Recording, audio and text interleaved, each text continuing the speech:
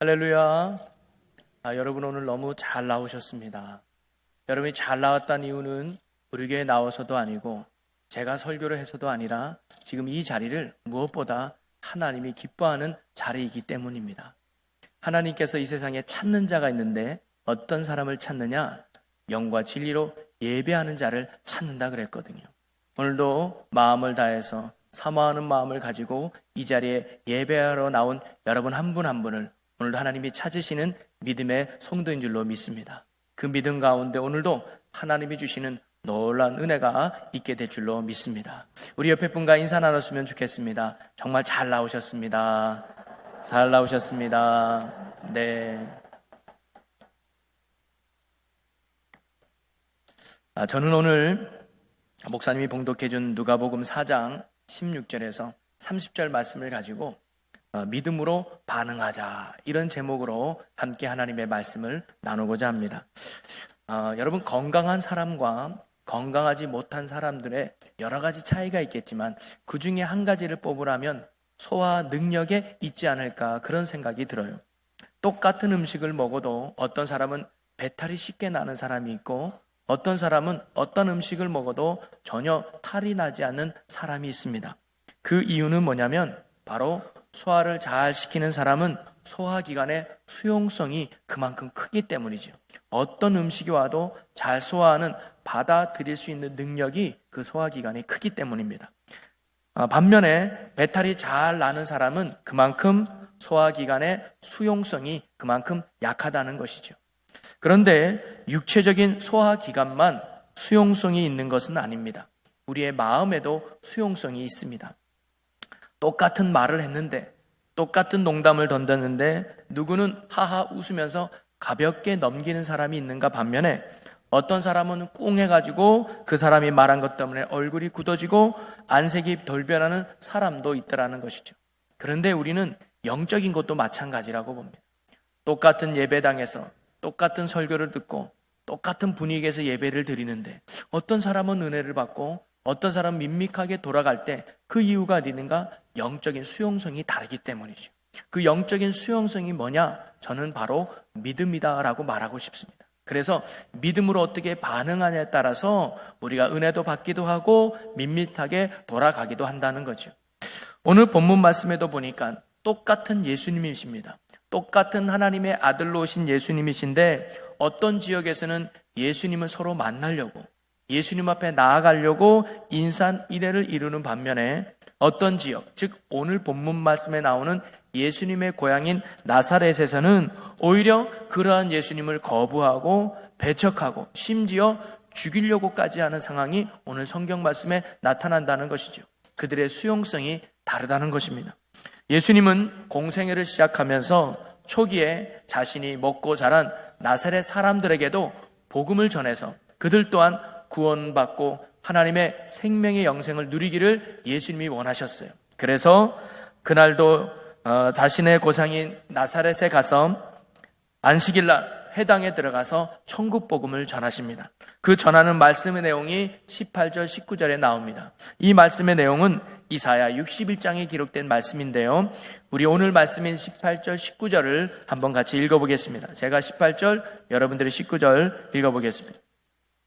주의 성령이 내게 임하셨으니 이는 가난한 자에게 복음을 전하게 하시려고 내게 기름을 부으시고 나를 보내사 포로된 자에게 자유를, 눈먼 자에게 다시 보게 함을 전파하며 눌린 자를 자유롭게 하고 주의 은혜의 해를, 죄송합니다. 19절은 여러분인데 제가 너무 말씀이 취해가지고 19절은 여러분이 한번 읽어보겠습니다.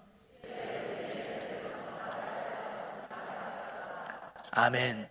이렇게 이사야에 기록된 메시아에 대한 예언을 말씀하시고 예수님이 책을 딱 덮으셔요. 그리고는 21절에 이어서 이렇게 말씀합니다. 이에 예수께서 그들에게 말씀하시되 이 글이 오늘 너희 귀에 응하였느니라 하시니, 바로 이 말씀의 역사가, 이 구원의 역사가 오늘 지금 일어나고 있다라고 예수님이 선포하신 거예요. 왜? 그분이 바로 예수님이기 때문이죠. 그 너희는 누구냐? 바로 나사렛에 사는 고향 사람들인 거예요. 오늘 이 구원의 역사가 오늘 너희에게도 일어날 것이다 라고 예수님이 말씀하고 있는 것입니다. 예수님은 이사야가 예언했던 말씀처럼 영적으로 가난한 자에게 복음이 되셔서 그들을 부욕해 하셨고, 죄의 포로가 된 자들에게 참된 자유를 허락해 주셨으며, 영적으로 눈이 멀어 하나님을 볼 수 없는 자들의 눈을 뜨게 하사 하나님을 볼 수 있는 자들로 만드셨고, 또한 죄에 눌린 자들을 해방시켜 구원의 자유를 누리게 하셨으며, 육신의 질병이나 문제를 가지고 허덕이는 많은 사람들의 병을 고쳐주셨으며, 가는 곳마다 사단에게, 귀신에게, 악령에 사로잡혀 벗어나지 못하는 그런 자들에게 예수님은 자유와 은총의 능력을 베풀어 주셨다는 겁니다. 이런 구원의 역사가 이제 너희에게도 임할 거야. 이제 너희에게도 이런 구원의 역사가 나타날 거야 라고 예수님이 말씀하신 것이죠. 얼마나 기쁜 일이에요. 야, 우리에게 정말로 메시아 되신 예수님이 오셔서 이런 구원의 역사를 우리에게도 주시려고 오셨구나. 얼마나 기대감을 갖고 얼마나 듣들겠습니까? 그런데 이 말씀을 들은 나사렛 사람들의 태도는 너무 냉랭한 거예요. 정반대입니다. 22절 말씀을 한번 여러분이 읽어보겠습니다. 시작.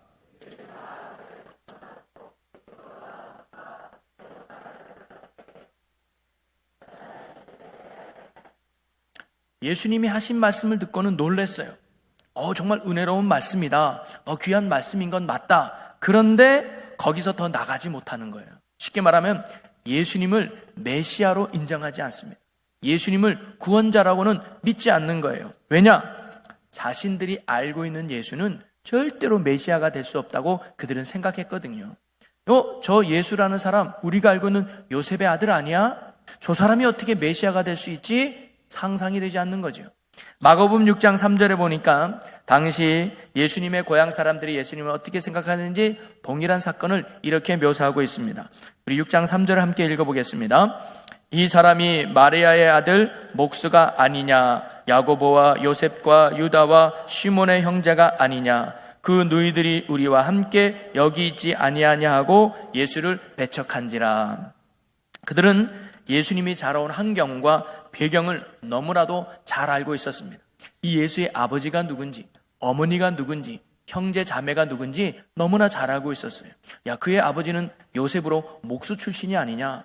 예수도 목공에 다니던 그 일꾼이 아니었느냐? 그 형제를 우리가 알고 있는데, 그런데 어찌 그가 메시아가 될 수 있었는가? 그 고향 사람들은 예수님을 메시아로 보지 않고 여전히 목수의 아들로 여겼던 것이죠. 우리가 당신의 부모도 알고 형제도 아는데 당신이 무슨 메시아가 될 수 있단 말인가? 당신네 같은 보잘것없고 연약한 가문에서 무슨 위대한 위인이 나올 수 있겠는가? 그것은 말도 안 된다 하면서 예수님의 이 선포를 믿지 않았습니다. 그리고는 23절에 또 이런 말씀을 하셨는데요. 우리 23절을 또 한번 같이 읽어보겠습니다. 예수께서 그들에게 이르시되 너희가 반드시 의사야 너 자신을 고치라 하는 속담을 인용하여 내게 말하기를 우리가 들은 바 가버나움에서 행한 일을 내 고향 여기서도 행하라 하리라. 아멘. 즉 예수님이 그들에게 말씀하시기를 너희들이 지금 내게 이렇게 생각하고 있구나. 뭐냐면 이미 이 나사렛의 사람들은 예수님의 이야기를 들었어요. 가버나움에서 한 일도 들었습니다. 이 가버나움에서 한 일이 뭐냐면 백부장의 하인을 고쳐준 이야기 잘 아시죠? 그 다음에 중풍병자를 친구들이 데리고 와서 지붕을 뚫고 내려서 그 중풍병자를 고쳐준 이야기를 들었어요. 그런 기적과 이적의 이야기도 나사렛 사람이 들었지만 여전히 뭐예요? 믿지 못하는 거예요. 그러면서 예수님께 이렇게 말하는 거예요.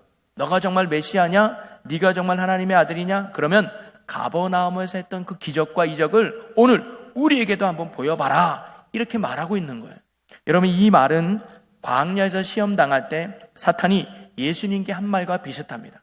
야, 너 하나님의 아들 아니냐? 그러면 돌이 떡이 되게 해봐라. 성전에서 뛰어내려봐라. 기적과 능력을 베풀어 봐라. 이렇게 요구하고 있죠. 여러분 사탄이나 나사렛 사람들이 예수님께 이런 기적을 요구한 것은 정말 예수님을 믿기 때문에 정말 예수님을 믿어서 그 기적과 능력을 요구한 게 아니에요. 불신앙에 따른 비꼬는 말투라 이 말이죠. 한마디로 그들은 예수님의 행적과 이적을 들었음에도 믿지 않았습니다. 그리고 예수님을 메시아로 구원자로 인정하지도 않았습니다. 그러니 당연히 믿음을 보고 역사하시는 예수님께서는 그들에게 어떠한 기적도 어떠한 능력도 베풀지 못했다고 하는 것이죠. 바로 이들은 자신의 편견에 갇혀서 자신만의 생각에 갇혀서 예수 그리스도를 믿지 못하는 불신앙을 가졌던 것입니다. 어찌 보면 예수님을 가장 잘 알고 있기에 가장 잘 믿을 것 같고 가장 잘 따를 것 같은 고향 사람들이 오히려 예수님을 가장 믿지 못하고 가장 따르지 않는 사람들이 되어버린 것이죠. 때론 안다고 하는 것이 우리에게 더 큰 문제가 될 수도 있습니다.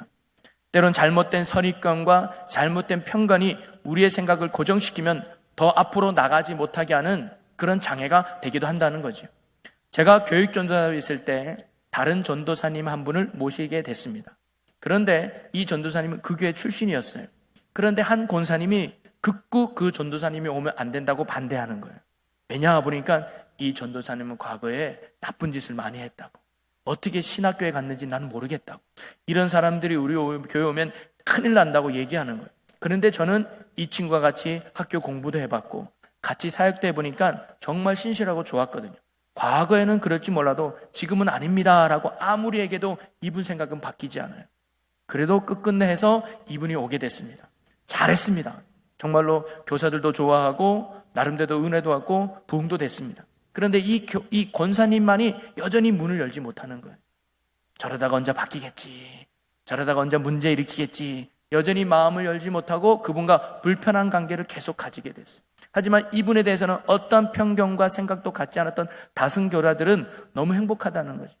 여러분, 이처럼 이 나사렛 사람들에게는 그 구원자가 되시는 예수님이 와 계심에도 불구하고, 능력의 예수님이 앞에 서 있음에도 불구하고 뭐예요? 믿지 못하기 때문에 어떠한 기적과 능력도 행하지 않는 그들의 안타까움을 보면서 예수님이 오늘 말씀을 계속 이어가고 있는 것이죠. 그러면서 예수님은 구약에 나타난 두 가지 사건을 예를 들어서 설명합니다. 엘리야 선지자에 있었던 사르밧 과부의 이야기, 그리고 엘리사 선지자에 있었던 나만 장군의 이야기를 예수님이 설명하는 거예요. 왜냐하면 이스라엘 당시에도 얼마나 많은 과부들이 많았겠습니까? 그런데 그 이스라엘의 모든 과부들한테 가지 않고 하나님은 엘리야에게 이방인인 사르밧 과부에게 보내심을 받아서 그 과부만 축복받게 했다는 거죠. 또 한 가지에는 나만 장군의 이야기를 하시면서 그 당시 이스라엘 땅에도 얼마나 많은 나병 환자들이 있었느냐, 얼마나 많은 문둥병자가 있었느냐. 하지만 그 이스라엘 백성들에게는 보내심을 받지 않고 이방 사람인 나만 장군만 고침받았다는 사실을 예수님이 기억하라라고 말씀하고 있는 것이죠. 이 이야기를 통해서 예수님이 말씀하시고자 하신 게 무엇이었을까요? 오늘 그 음성을 우리도 귀 기울여 봐야 합니다. 우리도 좋은 교회를 다니고 있고 신앙에 오랜 연륜이 있고 성경책도 기독교 서점에서 제일 비싼 거 갖고 다니고 이게 좋은 환경과 좋은 조건이 있지만 우리가 왜 은혜 받지 못할까? 우리는 왜 하나님의 기적과 능력을 경험하며 살지 못하는 것일까? 그 이유가 오늘 예수님의 이 말씀 속에 담겨져 있다고 저는 생각합니다. 예수님께서 이 이야기를 통해서 가르치려고 했던 첫 번째는 뭐냐면, 어떤 사람이 은혜를 받고 어떤 사람이 구원의 역사를 나타내느냐, 그것은 바로 예수님을 아는 자가 아니라 예수님을 믿는 자가 되어야 한다는 사실을 예수님이 가르쳐주고 있는 것이죠. 여러분, 고향 사람들은 예수님을 너무나 잘 알고 있었습니다. 그의 부모가 누군지, 그의 취미가 뭔지, 어떤 음식도 좋아하는지 아마 고향 사람들은 너무나 잘 알고 있었을 거예요. 그러나 안다고 해서 예수 그리스도의 구원의 역사가 그들에게 나타난다는 것이 아니라는 것입니다. 이스라엘 백성들도 하나님을 너무나 잘 알고 있었습니다. 선택받은 민족이었습니다. 그리고 하나님을 잘 섬겼습니다. 그런데 왜 이스라엘 백성들의 모든 과부나 문둥병자는 제쳐두고 이방 사람인 사르밧 과부만 구원을 받고 나만 장군만 고침받았을까? 거기에는 중요한 뭐가 있었느냐? 믿음이 있었다고 하는 것이죠. 여러분, 우리가 신앙생활함에 있어서 정말 중요한 건 뭐냐면, 하나님을 아는 것보다, 예수님을 아는 것보다 말씀을 얼마나 많이 알고 있느냐가 중요한 것이 아니라 그 아는 말씀을 넘어 믿는 믿음이 중요하다는 사실을 오늘 예수님이 가르쳐주고 있는 것이죠. 오늘 저와 여러분이 예배 드리는 것 굉장히 중요합니다. 그러나 그 예배 가운데 믿음으로 드리는 예배가 될 때 이 예배 가운데 하나님이 은혜를 주신다는 거죠. 우리가 기도할 때도 마찬가지입니다. 나 오늘 기도 2시간 했어. 나 오늘 기도 3시간 했어. 내가 요즘 작전 기도하고 있어. 횟수나 시간이 중요한 것이 아니라 그 기도의 시간에 얼마나 내가 믿음을 담고 얼마나 내가 믿음과 간절하게 기도하느냐, 그걸 보시고 하나님이 역사한다는 거죠. 오늘 저와 여러분이 신앙생활함에 있어서 아는 것이 중요한 것이 아니라 믿음이 중요함을 알고 날마다 믿음으로 반응하며 살아갈 수 있기를 주님의 이름으로 간절히 축원합니다. 또 하나는 예수님께서 은혜 받는 데 있어서는 위치나 자리나 환경이 절대 중요한 것이 아님을 또한 말씀해 주고 있습니다. 여러분, 예수님께서 비유로 말씀하신 이 두 사람의 공통점은 다 이방인이었다는 거예요. 하나님을 알지 못하는 민족, 하나님을 알지 못하는 백성이었다는 것이죠. 그리고 신분의 차이도 있습니다. 묘해요. 한 사람은 연약하고 부족해서 누군가가 도움을 받아야 되는 과부의 신세였습니다. 또 한 사람은 이 세상의 모든 권력과 힘을 가지고 있는 군대 장관이었습니다. 그러나 어떤 신분에 있든 어떤 위치에 있든 어떤 환경이 있든 예수님의 은혜를 받고 기적을 경험하는 데는 그런 것이 중요한 것이 아니람을 예수님이 가르쳐주고 있는 것이죠. 어떻게 보면 이스라엘 백성들이 훨씬 좋은 환경과 좋은 위치에 있었습니다. 하나님의 선택도 받았지요. 제사장도 있지요. 성전도 있지요. 마음만 먹으면 언제든지 은혜를 받을 수 있는 좋은 환경이 있는 사람들이 이스라엘 백성이었습니다. 그런데 그들의 은혜 받는 것이 아니라 하나님의 성전도 없고 말씀도 받지 않았던 이방 사람인 이 사람들이 은혜 받았다고 하는 가장 중요한 건 뭐냐? 바로 믿음이었기 때문이죠. 바로 아무리 하나님이 선택하고 좋은 환경에 있는 이스라엘 백성이라 할지라도 하나님을 믿지 않으면 하나님이 역사하지 아니하고, 비록 부족하고 연약한 이방인의 환경에 있다 할지라도 믿음으로 나간다면 하나님이 그 속에 놀라운 은혜를 끼치게 한다는 것입니다. 여러분, 큰 교회 다닌다고 은혜 많이 받는 것도 아니고, 오래 신앙생활했다고 하나님이 복 주시는 것도 아니고, 직분이 높다고 해서 하나님이 은혜 주시고 복 받는 것이 아니라는 겁니다. 어떤 자리에 있든 어떤 위치에 있든 어떤 신분에 있든 하나님이 우리에게 보시는 건 유일한 것, 바로 믿음을 보신다는 사실을 우리는 알아야 합니다.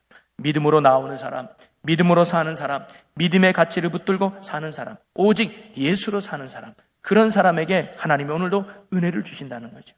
예를 하나 들어서 우리가 예배를 드린다고 생각해 볼 때, 예배 드리려면 그래도 좋은 찬양단이 있어야지, 예배를 드리려면 음향 시스템이 잘 돼 있어야지, 예배를 드리려면 그래도 에어컨도 잘 돼 있고 좋은 환경에서 드려야지, 그래야 하나님이 더 은혜를 주지, 그리고 좋은 목사님 밑에서 좋은 설교를 들어야 우리가 은혜가 되지, 이런 조건이나 환경 때문에 하나님이 은혜를 주시는 게 아니라는 거죠. 비록 천막 속에서 비가 오면 구멍이 나서 물이 줄줄 흐르는 그런 아주 연약한 예배당이라 할지라도 우리가 뭐가 있으면, 믿음이 있으면, 은혜 주시는 하나님을 붙드는 간절함이 있다면 그 속에 하나님이 은혜를 주신다는 거죠. 오늘 우리가 환경을 넘어서, 상황을 넘어서, 조건을 넘어서 오직 믿음으로 반응하여 날마다 은혜로 살아갈 수 있는 우리 모두가 되기를 주님의 이름으로 간절히 축원합니다. 그리고 마지막 세 번째로 예수님께서 이 비유를 통해서 말씀하시는 것은 뭐냐면, 물론 믿음을 통해서 하나님이 역사하지만 그 믿음이 뭐냐? 바로 믿음은 순종이 있다라고 예수님이 가르쳐 준 거예요. 이 두 이야기의 공통점은 선지자의 말을 듣고 믿었다는 거예요. 그죠? 사르밧 가부도 보면 엘리야 선지자가 찾아와서 그 3년 6개월 동안 가뭄이 있었을 때 모두가 다 굶주림에 힘들어할 때 과부는 얼마나 더 힘들었겠습니까? 그런데 엘리야가 말합니다. 먹을 것이 있느냐? 예, 이제 남은 것은 밀가루 조금하고 그다음에 기름 한 방울밖에 없어서 이제 아들과 함께 마지막 떡 만들어가지고 그거 먹고 이제 우리가 죽을 날만 기다릴 신세가 됐습니다. 그랬더니 엘리야가 뭐라면, 그거 있냐? 그럼 그거 나한테 먼저 가져와라. 내가 먼저 먹어야 되겠다. 그리고는 뭐라고 말하면, 네가 그것을 먼저 내게 가져오면 하나님이 내게 복을 줄 거야. 그래서 밀가루통에 밀가루가 마르지 않을 것이고 기름통에 기름이 마르지 않을 거야 라고 하나님의 말씀을 줘요. 그러면 그 과부는 뭐냐면 이 말씀을 믿었다고 하는 게 중요합니다. 에이, 그게 무슨 말도 안 되는 소리예요. 어떻게 밀가루에서 밀가루가 마르지 않고 기름통에서 기름이 마르지 않나요? 그 말도 안 되는 얘기하지 마세요. 그럴 거라면 빨리 돌아가세요. 이렇게 불신앙을 한 게 아니라 믿었다는 거죠. 그리고 그 믿음은 뭐로 나타나느냐? 행함으로 나타난 거예요. 제가 그러면 그 축복하시는 하나님을 믿습니다. 그 믿음은 집에 가서 떡을 만들어가지고 뭐예요? 엘리야 선지자에게 먼저 갖다 준 거예요. 바로 믿음은 순종으로 나타난다는 거죠. 여러분, 나아만 장군도 마찬가지입니다. 본인이 문둥병에 걸린 걸 알고 엘리야 선지자한테 가면 고침받는다는 이야기 듣고 왔어요. 그런데 막상 오니까 엘리야 선지자는 나와보지도 않고 종을 시켜가지고 저기 요단강에 가서 7번 목욕하면 됩니다. 처음에는 화가 나고 괘씸했어요. 그래도 내가 한 나라의 장군인데 나와가지고 인사하고 들어오시죠 해가지고 커피 드시겠어요? 녹차 드시겠어요? 이러면서 뭔가 자기를 접대할 줄 알았는데 그런 거 없이 종을 시켜서 이야기만 하니까 너무 화가 난 거예요. 그리고 우리나라에는 좋은 강도 많은데 왜 그 보잘것없는 요단강에 가서 목욕을 하라 그러나 하면서 괘씸했던 거죠. 그리고 그냥 갈라 그랬어요. 그랬더니 종이 말하기를 장군님 더 큰 것을 시켰더라도 할 뻔하지 않았습니까? 백두산에 가서 심지어 먹은 산삼을 캐오라면 그것도 할 뻔하지 않았습니까? 그런데 요단강에 가서 7번 목욕하라고 하면 그건 뭐가 힘들다고 그럽니까? 듣고 보니 그래요. 그래서 이 나아만 장군에게 뭐가 생긴 거예요? 믿음이 생긴 겁니다. 그래서 뭐예요? 순종한 거예요. 자존심 상하지만 내가 좀 체면이 구겨지지만 그래도 뭐예요? 순종한 거예요. 믿음으로 나아가서 요단강에 가서 몸을 이렇게 7번 씻지요. 그 군인들이 다 보는 데서 옷을 벗고 목욕한다는 것도 여러분 부끄러운 일이 아닐 텐데 순종한 거예요. 그랬더니 정말로 피부가 어린아이와 같이 깨끗이 되었다고 성경은 기록하고 있는 것이죠. 여러분, 바로 믿음은 순종할 때 그 순종을 통해서 하나님이 역사한다는 것이죠. 여러분, 주님을 아는 신앙을 넘어 믿는 신앙이 되시고 믿는 신앙에 넘어 따르는 신앙이 되시기를 주님의 이름으로 간절히 축원합니다. 우리가 어느 교회에 다니느냐는 중요하지 않습니다. 우리가 어떤 직분을 가지냐도 중요하지 않습니다. 정말로 중요한 건 우리가 어떤 믿음으로 살아가느냐가 중요합니다. 그 믿음은 뭐냐면 은혜 주시는 분은 주님이라는 확신을 갖고 주의 말씀에 순종하는 따르는 믿음이 중요하다는 것이죠. 하나님을 알고 있었던 이스라엘의 수많은 사람들도 받지 못했던 하나님의 은혜를 이방인이었던 사르밧 과부와 나만 장군이 누렸다고 하는 사실을 우리는 기억해야 합니다. 오늘도 하나님이 저와 여러분에게 보시는 건 유일한 한 가지, 바로 믿음을 보신다는 거죠.